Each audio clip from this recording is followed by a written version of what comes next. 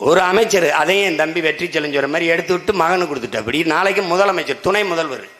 ஒரு கேள்வியை தன்மானம் இருக்க தமிழ் தம்பி தங்கள் கேட்கணும். இவ்வளவு பெரிய நாட்டில் இல்லாத ஒரு துணை முதல்வர், ஒரு டிப்டி சீஃப் மினிஸ்டர் கருணாநிதி வீட்டில் தான் இருக்காராடா.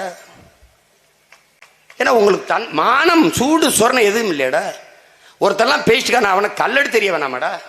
ராக சின்ன ஜமீன் நாங்க உதயநிதியாவை நாங்க முதலமைச்சராக்கி பார்த்துருவோம். ஆனா எங்க ஐயா இன்பனிதே நான் முதலமைச்சராகிறத பார்த்துட்டு நான் செத்துறணும். நேற்று வேற பெருமையா பேசுறாரு. எங்களையெல்லாம் நீங்க கருணாநிதி வீட்டு கொத்தடிமையிலும் கூட பேசுங்க, எங்களுக்கு அதுல எந்த வருத்தம் இல்லை. ஆனா அந்த குடும்பம் தான் எங்களுக்கு சரியா வரும், அதுதான் எங்க ஆளணும். ஏண்டா ஓம் பொண்டாட்டி உள்ள உன் குடும்பம் கூட சரியில்லையாடா. அவன் வீட்டில் எப்படி அவங்க ஆத்தால பழம் சோறு போடுறான், பொண்டாட்டி உள்ள சோறு போடுறது, அவன் பிள்ளை எல்லாம் சாப்பிட்டுறாங்கன்னு. இப்படி ஒரு அடிமையை, நான் அடிமை என்பதை சொல்லுகிற ஒரு மனிதனை நீ உலகத்தில் பார்த்திருக்கியாடா? இதாண்டா திராவிடம் எழுத்திய பகுத்தறிவு முற்போக்கு. அப்படியே கிளர்ச்சி புரட்சிலாம் அடிமைகளை உருவாக்கியிருக்கான். அவ்வளவு. இந்த அடிமை சிந்தனையிலிருந்து உன்னை மீட்க காக்க ஒரே வழிதான் இருக்கு. நாம் தமிழர் கட்சி வெல்லணும், ஆளணும். இந்த நாட்டின் முதலமைச்சர் இல்லை நாளை பதவி ஏற்க போற துணை முதலமைச்சர், இட ஒதுக்கீடு ரிசர்வேஷன் கோட்டா எதற்காக வந்தது, ஏன் வந்தது, எதற்காக இந்த இட ஒதுக்கீடு, சமூக நீதி என்றால் என்ன என்று ஒரு 10 நிமிடம் பேச சொல்லிடலாம் எழுதி படிக்காம. வெளிப்படையாக சவால் தான். இட ஒதுக்கீடுனா என்ன பேசிட சொல்லு. அது ஏன் கொண்டு வரப்பட்டது? உடனே எங்க ராசா பேசுவா, அது சொல்லக்கூடாது, அவர் பேசுவாரு. நீ பேசு ராசா. அவர் இல்லையே முதல்வர், அவர் இல்லையே துணை முதல்வர், நீ பேசு. வகுப்பு வாரி பிரதிநிதித்துவம் ஏன்? எது சமூக நீதி? பல ஆயிரம் ஆண்டுகளாக கல்வி மறுக்கப்பட்ட சமூகத்தின் மக்கள் நாங்கள். கல்வி கற்க கூடாது, மீறி படித்தால் வாயாலே தின்று வாயாலே மலம் கழிக்கும் வவ்வாலை போல வவ்வால் முகத்தை கொண்ட மைத்ராச ஜோதிகன் என்ற பேயாக அடுத்த ஜென்மத்தில் பிறப்பா என்று மனு தர்மம் எங்களை எழுதி வச்சு, அடுத்த ஜென்மத்தில் நீ நாயா போ பேயா போ, இப்பிறவியில் படித்து மனிதனா போ என்று எங்கள் முன்னவர்கள் படிக்க வைத்தார்கள்.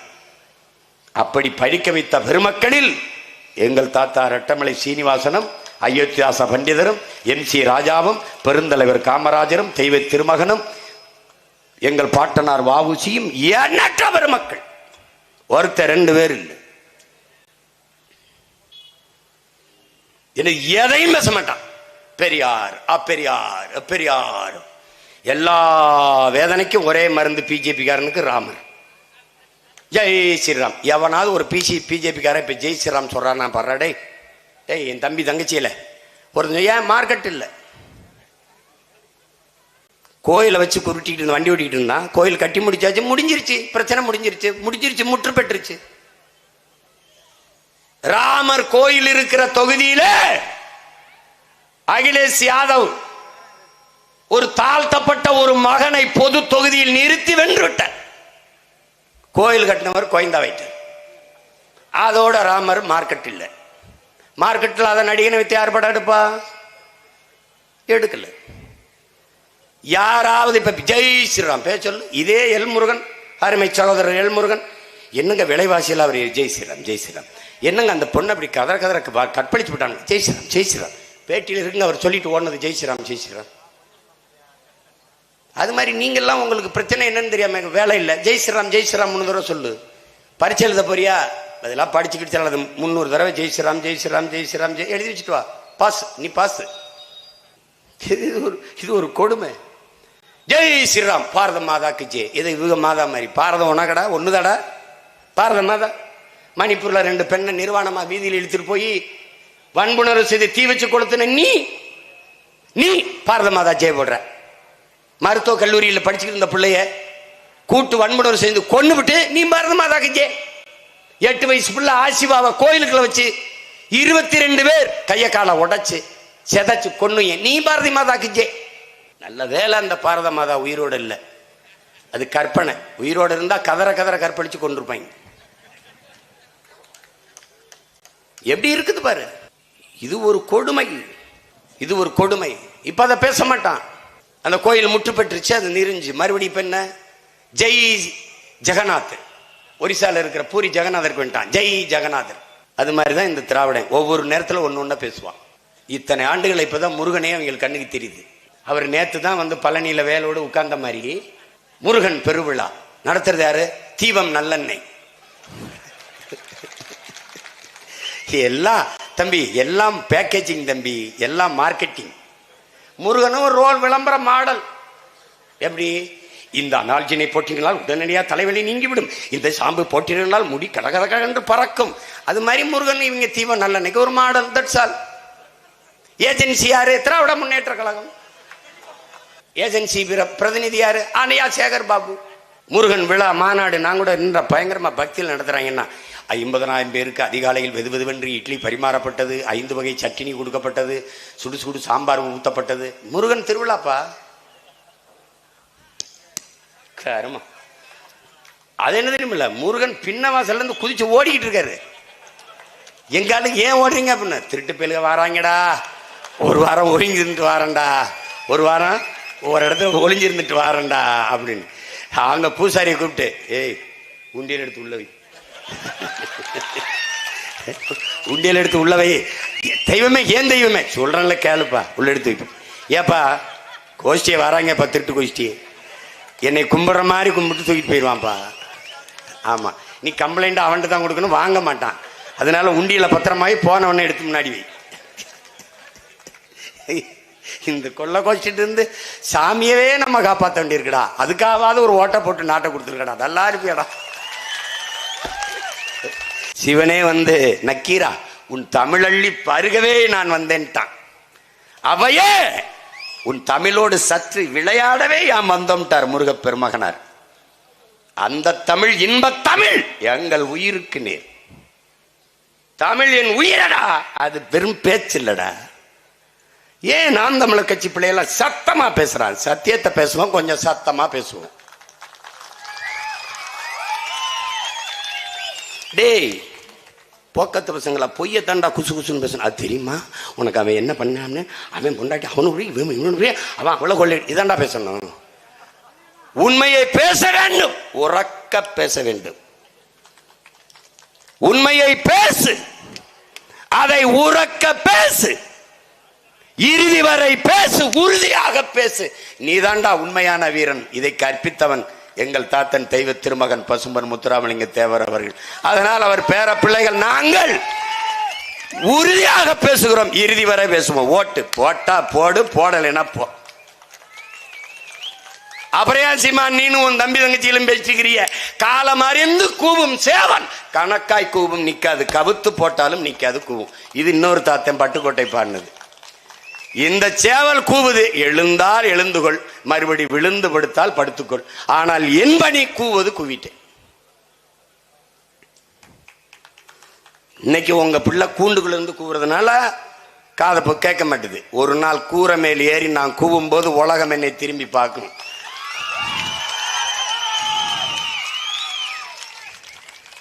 அதானே இருக்கிற இடம் கொஞ்சம் உயரம் குறைவா இருக்கிறதுனால தெரிய மாட்டேது சத்தங்க. ஒரு நாள் இந்த சேவல் கூரை மேல ஏறி கூவும், உலகம் தமிழ் பேரின மக்களை திரும்பி பார்க்கும்.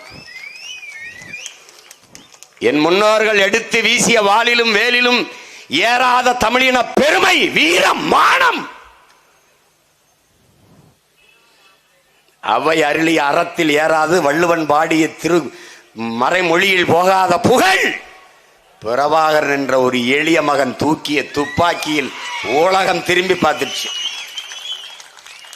தமிழர் என்ற ஒரு இனம் உண்டு, தனித்தே அவருக்கு ஒரு குணம் உண்டு, அமிழ்தம் அவரது மொழியாம், அன்பே அவரது வழியாம்.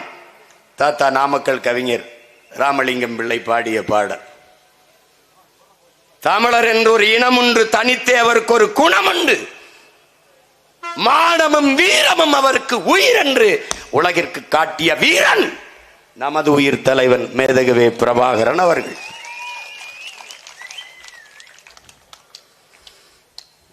அறம், மானம், வீரம், இது மூன்றும் உயிரென்று வாழ்ந்த இனத்தின் கூட்டம் நாம் என்பதை மறந்துவிடக் கூடாது. அறத்தின் வழி நின்று ஆட்சி செய்த மறவர்கள் அவர்கள் மக்கள் நாம். அதே அறம் சார்ந்த ஆட்சி தமிழர் நிலத்திலே நிலவ வேண்டும் என்றால் நாம் தமிழர் ஆட்சி மலர வேண்டும், வெல்ல வேண்டும். சோறு வடிச்ச தண்ணி ஆறா ஓடியது என்கிறான். சிப்பியில் இருந்தான் முத்தெடுத்தான், இல்லை, கரும்பு கணுக்களில் இருந்து முத்தெடுத்தான். கதிர் அடித்த வைக்கோலில் மேய்ந்ததனால் கதிர் வேய்ந்த மங்களம் என்று பெயர். எண்ணற்ற பெருமைகளை கொண்ட இனத்தின் மக்கள் அறப்படி அரிசிக்கு, வேட்டிக்கு, சேலைக்கு, 5க்கு, 10க்கு, 1000, 2000ற்கு அல்லாடி நிற்கிற பார்க்கிற போது பற்றி எரிகிறது. நீயா கொடைவள்ளலின் வாரிசு? நீயா உயிரையே கொடையாக கொடுத்தவனின் கூட்டம்? நீயா மானம் இழந்தால் உயிரை இழந்தவன்? நீயா மரணத்தை விட மானமே பெரிதென்று போரிட்டு மாண்ட மறவர்களின் பேரனும் பேத்தியும் நீயா? நானா? இல்லை. பீரங்கியோடு நிற்கிறான். தூர இருந்து சுட முடியும் துப்பாக்கி, தொலைவில் இருந்து குண்டை வீசலாம், சுட்டு வீழ்த்தலாம். ஆனாலும் போர் ஏன்? சாபம். சண்டைக்கு போனால் சாபம். தெரியுமடா புலித்தேவனுக்கு, தெரியுமடா பெரும்படகு நம் பாட்டன் முத்தரையருக்கு, தெரியுமடா பாட்டி வேல்நாச்சியாருக்கு, தெரியும் மருதுபாண்டிக்கு, தெரியும் சின்னமலைக்கு, தெரியும் அழகுமுத்துக்கோனுக்கு. பிறகு ஏன்? அங்கதான்டா மான தமிழனுக்கு மரணத்தை விட மானமே பெரிது என்பதாலே சரணடைந்து வாழ்வதற்கு சண்டையிட்டு சாபம்டா. அதே கோட்பாட்டை ஏற்று நின்ற மகன் எங்கள் உயிர் தலைவன் பிரபாகரன். அதே கோட்பாட்டை ஏற்று அவன் பிள்ளைகள் இந்த நிலத்தில் 2 சீட்டு 3 சீட்டு நோட்டுக்கு மண்டியிட்டு வாழ்வதை விட தனிச்சு நின்று போராடி தோற்று கூட போகும்டா. பிரச்சனை இல்லைடா.